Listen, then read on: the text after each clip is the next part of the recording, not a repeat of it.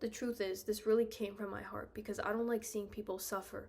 But when I started realizing my self-esteem going down, when I felt like I wasn't able to be there for others as much anymore, or when I put myself first, that's when I realized this really got deep-rooted into my identity.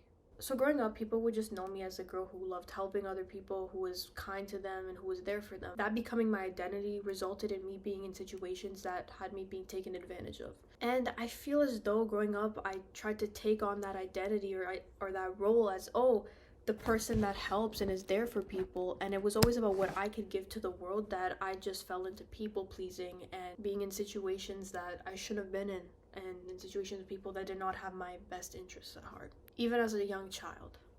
And that's something that stuck with me for a long time. It made me think, like, why am I always putting myself on the back burner all the time? Like, why do I feel like I matter less than other people? And why are everyone else's needs more important than mine? Now, I believe in, putting other people first, and that's, what Jesus would want us to do, but not at so much at your expense, where people have this power over you, and, if they're not okay, you're not okay. And for so long, though, it's been like this. Like, I was so affected by other people's energy, and still to this day, sometimes when things go wrong, like in the family, like the whole energy goes down, and I feel it. But I try my best to detach and to just observe it, to think, okay, you know what? They're going through a hard time right now, and I want to help them. But I have to remember that, like people say in the airplanes, your oxygen mask goes on first. Like they say, if you want to help somebody that's drowning, you can help them, but if they start pulling you down, you can't, right? You can't be pulled down with them, because now what? Now more people need help. And you can't pour from an empty cup. So those are a bunch of popular quotes about this.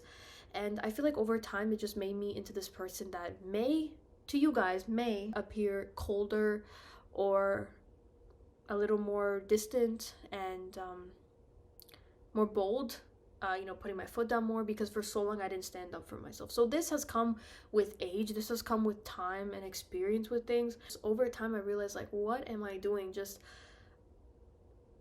making myself seem naive when I'm not. Like, I like to play dumb a lot when it comes to things happening in the world, or me noticing what people are doing. I just pretend like I don't, because I think observing before saying something is really key, or observing before taking action, just to make sure you're not seeing things wrong and not lunging right away at people, but also not turning a blind eye, if that makes sense. I did in my previous video talk about seeing good intentions in people, and I do stand by that we have to try to see the good in people even when it's hard, but at the same time, not also put yourself in danger's way all the time, where you're always putting yourself in the back burner and everybody first, to where people catch on to that and then just latch on to you, only reach out when they need help all the time. I think when people do that, they just become used to you being the helper and the person that always wants to help them, that they just take that for granted and don't realize that you're burnt out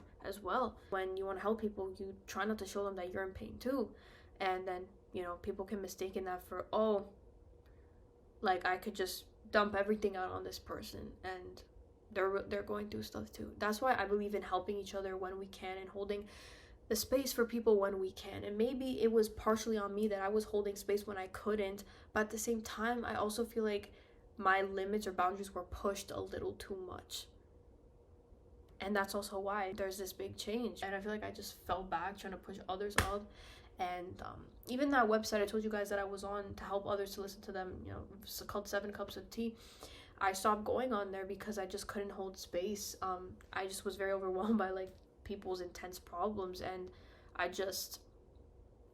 realized that I just got very burnt out over time, and I needed to take care of myself and to make sure I was okay, because there's always someone out there that will listen and help you. But I think when you realize you've been so burnt out, it's like, that's enough. Like, you've done years and years worth of this, like, enough for now. Not that, you're not gonna help someone that needs it, but not to just put so much into it, especially when it ain't reciprocal, or when there's a clear motivation, agenda, or exploitation going on. I know, big words. My last video, I was like, don't doubt everybody, or don't close your heart too much, but then also don't be too naive and too like optimistic about situations that are heading down a bad path, or are red flags. You really got to know the person's heart and their soul, and you can't just take from people. If you're somebody who's just continuously taking from people, or just we're kind of feeling like you're entitled to people's like time and help or whatever, just remember that at some point they needed help too. And you know, this notion that people change, people become colder, people become more standoffish, it's not necessarily like just a protection mechanism. It could just be that they've realized that they matter too. So that's all for this video. Let me know if you guys can relate to this. It's not easy being in this situation, but at the end of the day, you matter as a person too. Everyone does. Thank you guys for watching.